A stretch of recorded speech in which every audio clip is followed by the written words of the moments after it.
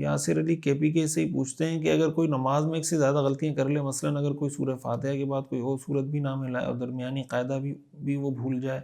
یا ان دونوں میں شک ہو جائے، تو کیا ان دونوں غلطیوں کا ازالہ سجدہ سہو سے ہو جائے گا یا نماز دوبارہ لوٹانی ہوگی؟ دیکھیں، اگر کوئی واجب چھوٹا ہے، ایک سے زیادہ واجب بھی چھوٹے ہیں، تو ایک دفعہ سجدہ سہو کرنے سے وہ سارا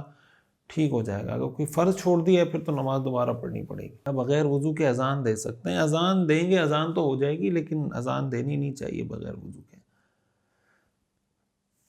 اچھا جناب، مفتی صاحب، میں کسی خوبصورت اور ہینڈسم لڑکے کو دیکھتا ہوں تو دل میں خواہش اور حسد پیدا ہوتی ہے کہ یہ لوگوں کو کتنا اچھا لگتا ہوگا، کاش میں بھی پیارا اور ہینڈسم ہوتا۔ گندی سی گوبر والی خواہش کو کیسے ختم کروں؟ دیکھیں، قرآن کریم میں آتا ہے نا، لا تتمنوا ما فضل اللہ بہ بعضکم علی بعض۔ اللہ تعالیٰ نے اس دنیا کو جو بنایا ہے نا، تو مختلف لوگوں کو مختلف چیزوں میں فضیلت دی ہے۔ وہ انسانوں میں بھی آپ کو فضیلت ملے گی، زمانے میں بھی بعض زمانوں کو بعض زمانوں پر فضیلت ہے، جگہوں میں بھی اگر دیکھیں تو مثلا بیت اللہ کو باقی جگہوں پر فضیلت حاصل ہے، مسجد نبوی کو باقی مساجد پہ فضیلت حاصل ہے، مسجد اقصیٰ کو۔ تو انسانوں میں بھی اللہ تعالیٰ نے فضیلت کے مراتب رکھے ہیں، جگہوں میں بھی رکھے ہیں، زمانے میں بھی رکھے ہیں۔ قرآن کریم میں اللہ تعالیٰ نے یہ فرمایا، لا تتمنوا ما فضل اللہ بہ بعضکم علی بعض، کہ اللہ تعالیٰ نے جو تم میں ایک دوسرے پر فضیلت کسی کو دی ہے اس کی تمنا مت کرو۔ جیسے قرآن میں آتا ہے نا کہ الرجال قوامون علی النساء، کہ مرد کو اللہ تعالیٰ نے عورت پر نگران مقرر کیا ہے، انتظامی نگران مقرر کیا ہے۔ اب عورت یہ خواہش کرے کہ میں مرد ہوتی تو میں بھی ایسے آرڈر چلا رہی ہوتی، یا مرد بعض اوقات یہ خواہش کرے کہ میں عورت ہوتا تو میں گھر میں اسی طرح مزے سے بیٹھ کے کھاتا رہتا، صرف آٹا گوندتا اور بیٹھ کے کھاتا رہتا۔ تو یہ جو تمنا ہے، بعض کو بعض پر کسی قسم کی فضیلت، تو اصل کرنے کا کام یہ ہے کہ اللہ تعالیٰ نے ہر انسان کو منفرد بنایا، یونیک بنایا، اس کے اندر ایسی صلاحیتیں، ایسی سکلز اللہ نے رکھی ہیں کہ صرف اپنے چہرے کی وجہ سے، اپنے ہینڈسم ہونے کی وجہ سے کسی کو اچھا لگنا، یہ تو ایک عارضی سی چیز ہے، ٹیمپریریلی ایک کوئی اس سے متاثر ہو سکتا ہے۔ اصل جو آدمی کسی سے متاثر ہوتا ہے وہ اس کی گفتگو سے، اس کے اخلاق سے، اس کے کردار سے، اس کی صلاحیت سے، اس کے علم سے وغیرہ وغیرہ، اس کے اندر کی جو صلاحیت ہے اس سے متاثر ہوتا ہے۔ آپ اگر دنیا کی ہسٹری اٹھا کر دیکھیں، تاریخ اٹھا کر دیکھیں، کامیاب لوگوں کی ہسٹریاں اٹھا کر دیکھیں،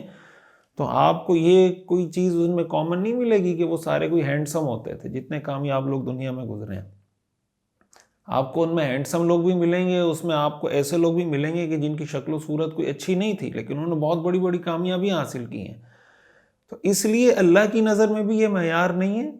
اور حدیث میں تو ویسے ہی آتا ہے، لا فضل لعربی علی عجمی ولا لعجمی علی عربی ولا لاحمر علی اسود ولا لاسود علی احمر۔ کسی عربی کو عجمی پر، کسی عجمی کو عربی پر، کسی کالے کو گورے پر، کسی گورے کو کالے پر، کوئی فضیلت نہیں الا بالتقوی۔ اور دنیا کے اندر بھی مثلا آپ مثال کے طور پر فرض کریں آپ کہیں جاب کا انٹرویو دینے کے لیے جاتے ہیں، اب آپ کے اندر صلاحیت زیادہ ہے اور دوسرا جو جس کو آپ سمجھ رہے ہیں کہ بھائی وہ ہینڈسم ہے، اس کے اندر صلاحیت نہیں ہے، تو ظاہر ہے کہ آپ اس جگہ کے، اس جاب کے، اس منصب کے زیادہ حقدار ہیں۔ یہ ہوتا ہے کہ دنیا میں بعض اوقات اس وجہ سے کوئی کسی کو جج کر رہا ہوتا ہے، یا مثال کے طور پر اس وجہ سے وہ کسی کو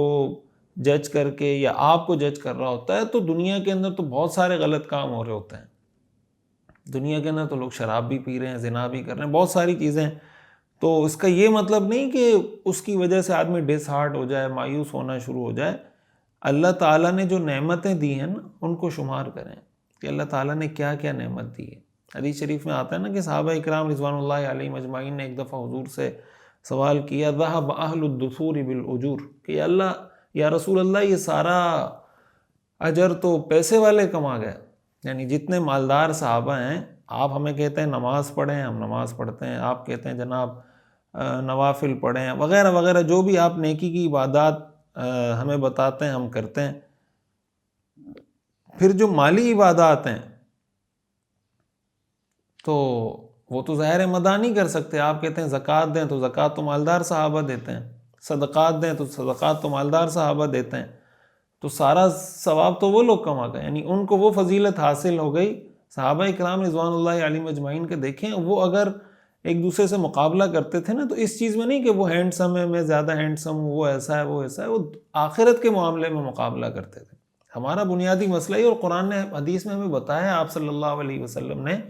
کہ دنیا کے معاملے میں اپنے سے کمتر کی طرف دیکھیں۔ آپ ایک آدمی اپنے آپ کو جتنا بھی سمجھتا ہے نا کہ یار میری شکل و صورت اچھی نہیں ہے، لیکن آپ کو دنیا میں ایسے بہت سے لوگ مل جائیں گے جن سے آپ بہت اچھے ہوں گے، جن کی نظر میں آپ حسین شمار ہوں گے، جن کی نظر میں آپ ہینڈسم شمار ہوں گے، تو آپ اپنا کمپیریزن اس شخص کے ساتھ کیوں کر رہے ہیں جو آپ سے زیادہ ہینڈسم ہے؟ آپ کو چاہیے کہ اپنا کمپیریزن اس شخص کے ساتھ کریں جو آپ سے کم تر ہے، یعنی شکل و شباہت میں، جس چیز کے حوالے سے بھی آپ کمپیریزن کرنا چاہ رہے ہیں۔ تو صحابہ اور حدیث میں یہ ہے کہ آپ آخرت کے حوالے سے کمپیئر کریں کہ بھائی وہ اتنی نمازیں پڑھتا ہے، وہ اتنی زکوٰۃ دیتا ہے، وہ اتنا بڑا کام دین کا کر رہا ہے، میں نہیں کر پا رہا، تو میں کیسے کروں؟ تو صحابہ کرام رضوان اللہ علیہم اجمعین آئے اور حضور سے کہنے لگے کہ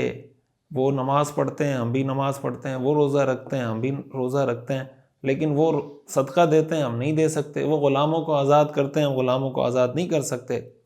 تو آپ صلی اللہ علیہ وسلم نے فرمایا کہ کیا میں تمہیں ایسی کوئی چیز نہ بتاؤں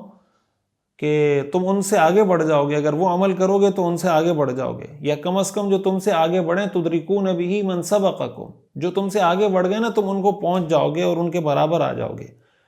اور جو تمہارے بعد ہیں ان سے تو آگے بڑھ ہی جاؤ گے۔ اور جو شخص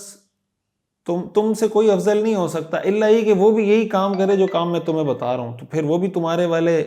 سٹیٹس پہ آ جائے گا ثواب کے درجے کے اعتبار سے۔ تو صحابہ نے فرمایا کہ آپ بتائیں۔ آپ نے فرمایا تسبحون وتکبرون وتحمدون دبر کل صلاۃ ثلاثا وثلاثین مرہ۔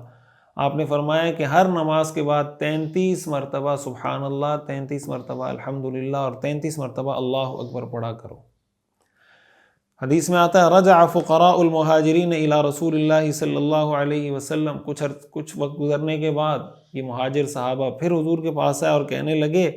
کہ ہمارے جو مالدار ساتھی ہیں صحابہ میں سے، انہوں نے بھی یہ باتیں سن لیں، آپ کی حدیث انہوں نے بھی سن لیں، تو اب وہ صدقہ بھی دے رہے ہیں، زکوٰۃ بھی دے رہے ہیں، غلام بھی آزاد کر رہے ہیں، ساتھ ساتھ وہ یہ سبحان اللہ الحمدللہ اللہ اکبر بھی پڑھ رہے ہیں، تو وہ تو پھر ہم سے آگے بڑھ گئے۔ تو آپ صلی اللہ علیہ وسلم نے فرمایا ذالک فضل اللہ یؤتیہ من یشاء، کہ یہ اللہ کا فضل ہے، اللہ جس کو عطا کر دے۔ اب اس میں کوئی آپ کسی کے ساتھ اپنا وہ نہیں کر سکتے کہ آپ جس حد تک اپنے آپ کو بہتر سے بہتر کر سکتے ہیں، اور یہ کمپیریزن بھی میں آخرت کے حوالے سے بتا رہا ہوں۔ تو باقی یہ کہ اب اس میں بھی کوئی فضیلت کسی کو ایسے حاصل ہو جاتی ہے، مثال کے طور پر کوئی مالدار ہے زکوٰۃ دے رہا ہے، کوئی غریب ہے وہ نہیں دے پا رہا،